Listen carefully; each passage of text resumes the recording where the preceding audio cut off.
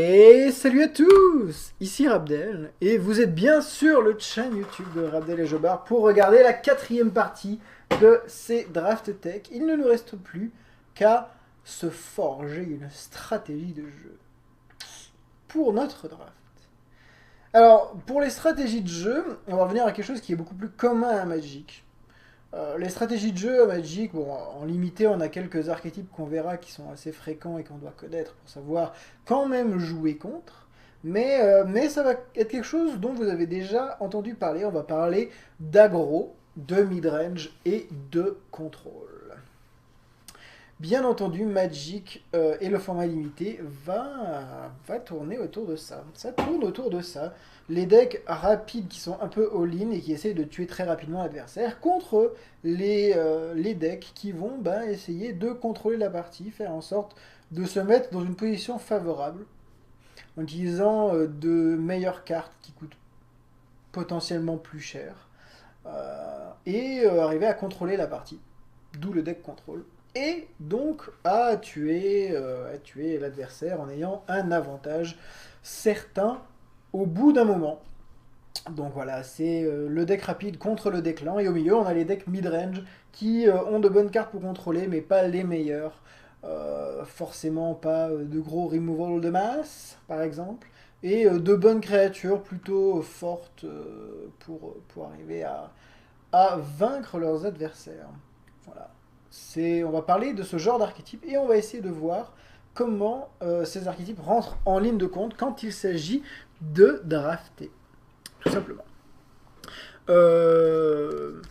Donc, il faut bien entendu que vous ayez conscience que les cartes que vous draftez vont rentrer dans un archétype de jeu et que toutes les cartes des boosters ont une valeur dans certains de ces archétypes. Il y a très peu de cartes qui ne sont vraiment jamais jouées au final. Toutes les cartes ont leur intérêt, ont des synergies avec d'autres cartes et rentrent dans un archétype. Typiquement, par exemple, premier exemple de carte que vous pouvez avoir et d'optique que cela peut vous apporter.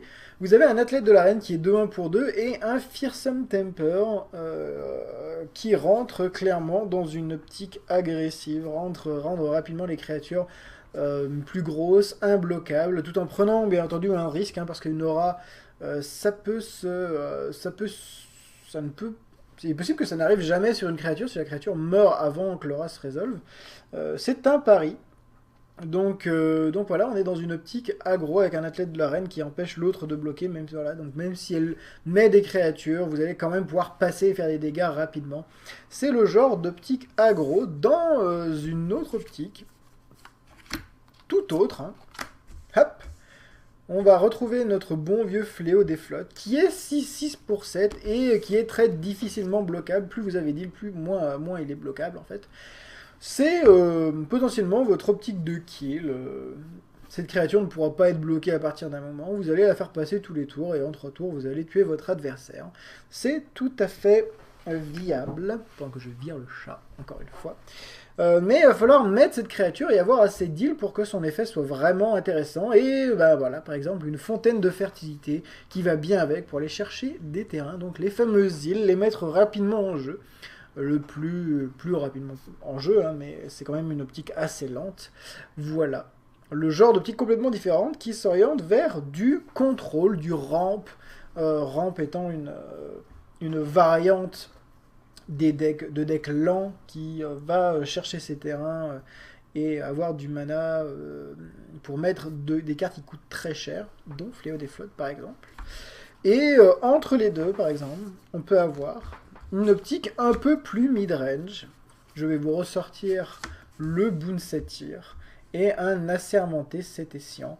Voilà, c'est des cartes qui synergisent très bien entre elles, qui jouent sur l'héroïsme. Donc à partir de 5 mana, attaquer avec un Assermenté Sétessian tout seul, ce n'est pas une 1-1, il est potentiellement 7-5 avec un Boon Satyr qui lui arrive dessus et qui déclenche son héroïsme. Voilà, donc c'est une optique un peu plus lente, hein, qui demande 5 mana, qui demande d'attendre aussi potentiellement une réaction de l'adversaire.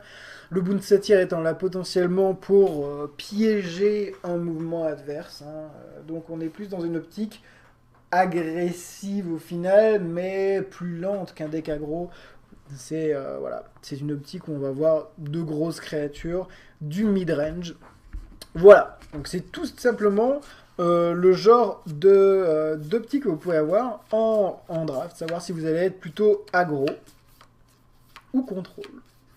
C'est le potard, hein, c'est le potard de Magic, hein, aggro contrôle.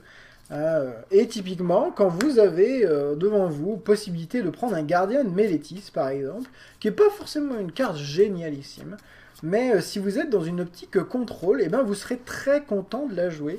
Et je peux vous dire, pour l'avoir joué plusieurs fois en main deck, le Guardian Meletis dans une optique bien contrôle, et ben ça vous donne énormément de tours en rab pour arriver à trouver des solutions et à contrôler votre adversaire. Donc c'est une très bonne carte. C'est une très bonne carte. On reparle bien entendu des synergies. Là par exemple on en a une avec Boon Satyr et Assermenté Cétacien, qui est une optique un peu aggro mid-range. On peut avoir par exemple une autre petite synergie très intéressante avec Irradiance selon Ephara et Guide solaire d'Oreskos, qui est une petite synergie rapide pour deck contrôle à base de blanc, qui vous donne 5 PV en gros par tour, pour donc 3 PV avec les radiances qui s'engagent, et 2 PV avec le guide solaire d'Oreskos qui va se désengager à chaque tour. Donc ça c'est une petite synergie lente pour deck contrôle ou mid-range à base de blanc. Voilà. Ce qu'il faut retenir de ces petits enseignements, c'est que la stratégie se build selon moi sur 2 piliers. L'optique, en fonction des cartes fortes que vous avez, l'optique que vous allez mener au cours de la partie. Si vous avez first pické un Boon Satyr, vous savez que vous allez être dans une optique plutôt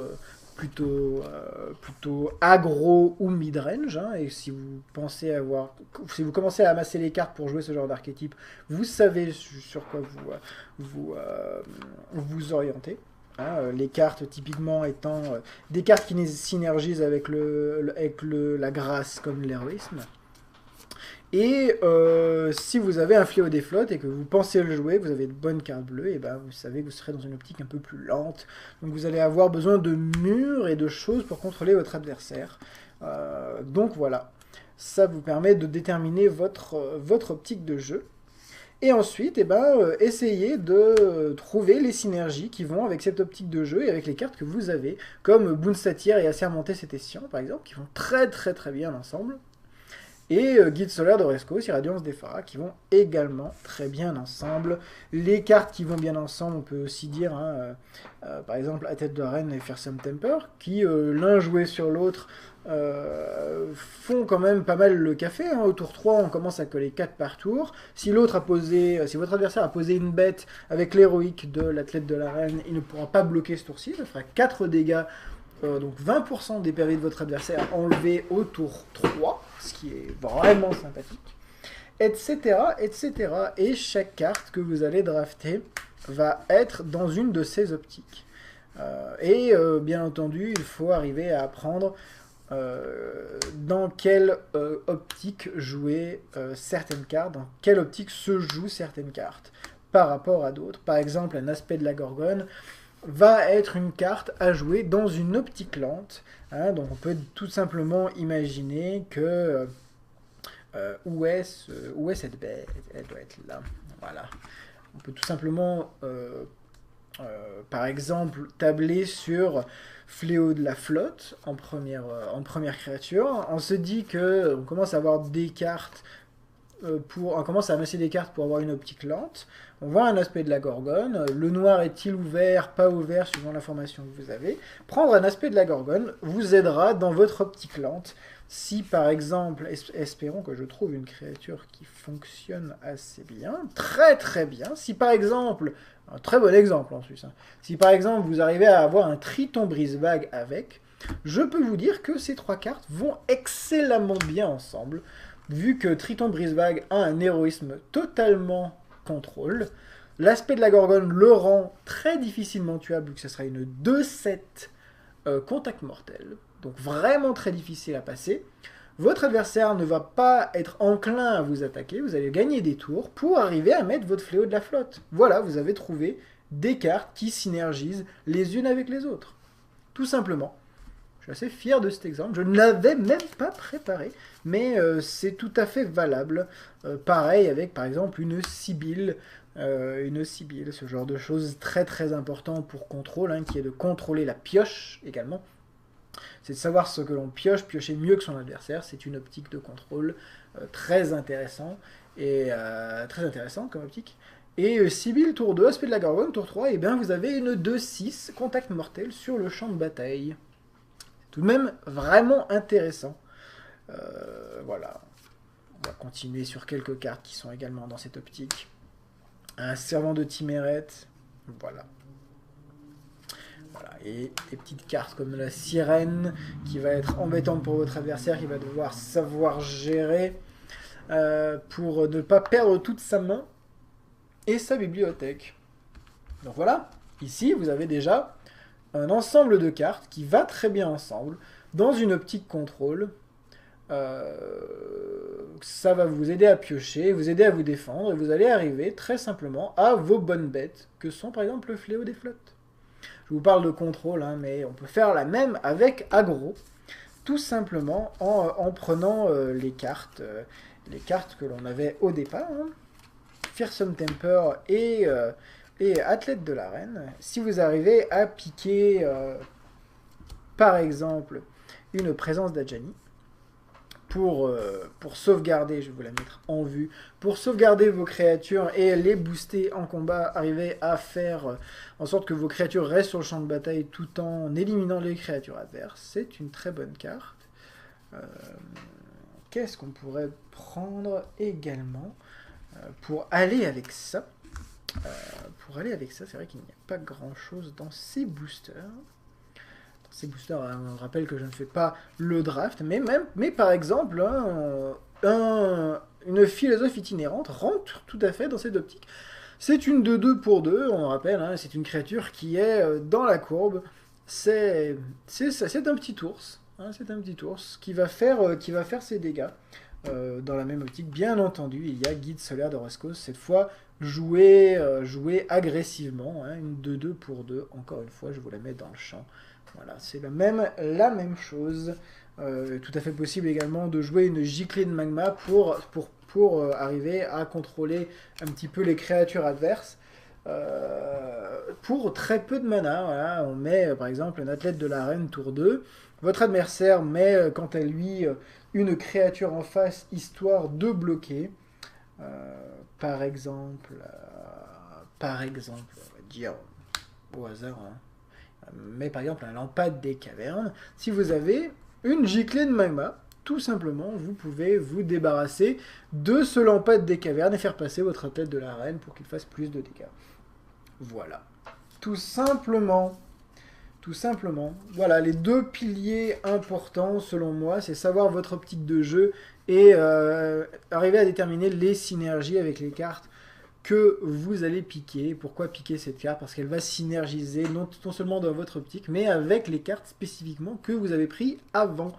On va finir par quelques archétypes qui sont quand même à connaître quand vous jouez en limité de manière générale, hein, ou donc en scellé ou en draft. Hein. Pour moi, ces deux optiques sont toujours viables. Et si vous ne savez pas quoi faire, ben, il est tout à fait possible de vous cantonner à ces archétypes. On va commencer par le premier archétype que tout le monde doit connaître, je pense. C'est l'archétype Fly. Voilà, Fly. Fly ici et Fly là. C'est quelque chose de très basique dans Magic, c'est l'évasion, hein, on rappelle l'évasion c'est fort, voler c'est fort, Donc une optique en limité, que ce soit draft ou scellé, c'est d'avoir le plus de créatures volantes possible pour que votre adversaire ait des difficultés à bloquer. L'archétype Fly est à connaître, et c'est pour ça que dans votre deck, vous devez penser à cet archétype, et ne pas oublier de mettre des créatures avec la portée ou avec le vol, quelles que soient les couleurs que vous jouez. C'est un archétype très puissant, très très puissant. Si vous ne savez pas quoi faire et que vous ne connaissez pas une extension, n'hésitez pas à tout simplement rentrer dans cette optique de faire un deck fly.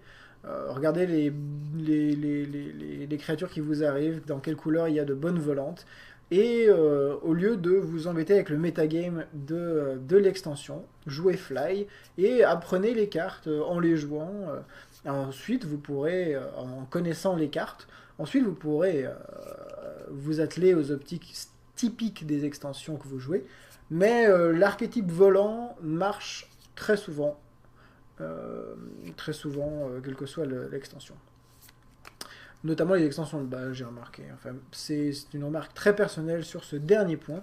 Et le dernier point, et ben tout simplement, c'est le deck que j'appelle Mascrea. C'est une optique, c'est une deuxième optique que j'ai vue personnellement dans beaucoup de decks. Donc là, je vous ai mis plein de créatures de couleurs différentes, mais j'ai vu énormément de jeux qui tournaient autour de 18-19 créatures. L'optique étant de mettre une créature par tour et de flouder l'adversaire, d'avoir plus de créatures que lui pour pouvoir passer tout simplement. C'est une optique que j'ai vue pas gagner pas mal également, et c'est une optique à ne pas négliger. C'est plus difficile de jouer contre et ça ne sert pas forcément à grand chose d'avoir cette optique en tête par rapport par exemple à l'archétype volant qui doit toujours être dans votre esprit. Mais voilà, si c'est une optique qu'il ne faut pas négliger. Les decks avec très peu de spells, hein, très peu d'enchantements, de rituels, d'éphémères, et avec beaucoup de créatures, tout simplement, pour avoir un champ de bataille une armée plus importante que votre adversaire. Voilà, tout simplement, le genre de petits archétypes dont il faut se méfier en format limité. Voilà, donc je rappelle encore une fois, les piliers selon moi pour la construction de deck, c'est savoir l'optique que vous allez avoir dans la partie et modifier le jugement que vous avez des cartes en fonction de cet archétype. Je vous rappelle l'exemple sacro-saint pour moi de Vigile de Mélétis, qui est pour aggro une carte que vous ne voudrez jamais jouer, et pour contrôle une carte que vous voulez avoir, donc une carte qui change du tout au tout en fonction de l'optique que vous voulez mettre en place. Et c'est une carte à ne pas du tout négliger. C'est pas parce que c'est un mur 0-6 pour 3 que c'est une mauvaise carte. Dans un deck contrôle, je peux vous dire que ça m'a énormément sauvé la vie plusieurs fois. Donc voilà, optique plus juger les cartes en fonction de cette optique. Et ensuite, les synergies de cartes, les synergies intéressantes de cartes. L'exemple sacro-saint ici étant pour moi Irradiance selon Ephara et Guide solaire d'Oreskos, par exemple. Des cartes qui synergisent énormément l'une avec l'autre, dans une optique de gagner des points de vie pour temporiser. Donc voilà, Irradiance selon Ephara, encore une fois, c'est une carte que vous ne voudrez pas de manière générale dans un deck. Mais si vous avez deux Guides solaires d'Oreskos, une Irradiance selon Ephara peut vous faire gagner énormément de temps. Donc c'est une carte qui prend tout de même beaucoup de valeur. Voilà, tout simplement. Ces petits exemples là ne sont bien entendu que des exemples. Il y a énormément de synergies si vous regardez toutes les cartes que vous avez dans les extensions qui sont jouables actuellement en limité. Si vous vous intéressez aux synergies, vous en trouverez énormément. Et un bon joueur saura jouer avec ces synergies et saura les appliquer au bon moment, dans les bons decks. Voilà, tout simplement. J'espère que ça va vous aider à builder vos decks. quelle que soit l'extension, quel que soit ce qui vous arrive dans les mains en termes de cartes. J'espère que vous saurez au moins déterminer votre optique, déterminer vos bonnes cartes, vous faire un pack avec des cartes qui vont bien ensemble et gagner. Tout simplement. Voilà, c'était la 4e partie et dernière partie de ce Draft Tech. Dans les prochaines semaines, il devrait y avoir beaucoup de League of Legends à partir de mi-fin juin, avec la 2e session de l'Ubilol Cup Summer Split. Donc ça va être plutôt stylé. On a beaucoup d'équipes qui vont s'affronter sur League of Legends, donc j'espère que vous serez nombreux pour venir voir ces affrontements. Je ne serai pas seul pour commenter, je retranscrirai des parties, mais je jouerai cette fois. Donc voilà. Je mettrai toutes les parties, même celles que je ne commente pas, sur YouTube. J'espère les récupérer en tout cas. Et voilà. J'espère que cette vidéo vous aura aidé. Si vous voulez parler de ces Draft Tech, n'hésitez pas à commenter en bas de cette vidéo. On peut tout à fait parler, je suis tout à fait ouvert à la discussion sur ces points. N'hésitez pas à liker la vidéo également pour me donner un peu de visibilité. Merci d'avance. Et également, si vous voulez être notifié de quand une vidéo sort sur mon channel, n'hésitez pas à vous abonner. Merci encore une fois. Et petit reminder, la donation de 200 abonnés est toujours d'actualité. Elle est bientôt finie. Je vais faire dans très peu de temps la vidéo qui va annoncer le gagnant. Donc n'hésitez pas à aller sur la vidéo de donation des 200 abonnés et à commenter très vite. Ça risque de finir très bientôt. Voilà, tout simplement. J'espère que ça vous a plu. Je vous dis, amusez-vous bien sur Magic l'Assemblée. Et à la prochaine vidéo les amis. Ciao ciao.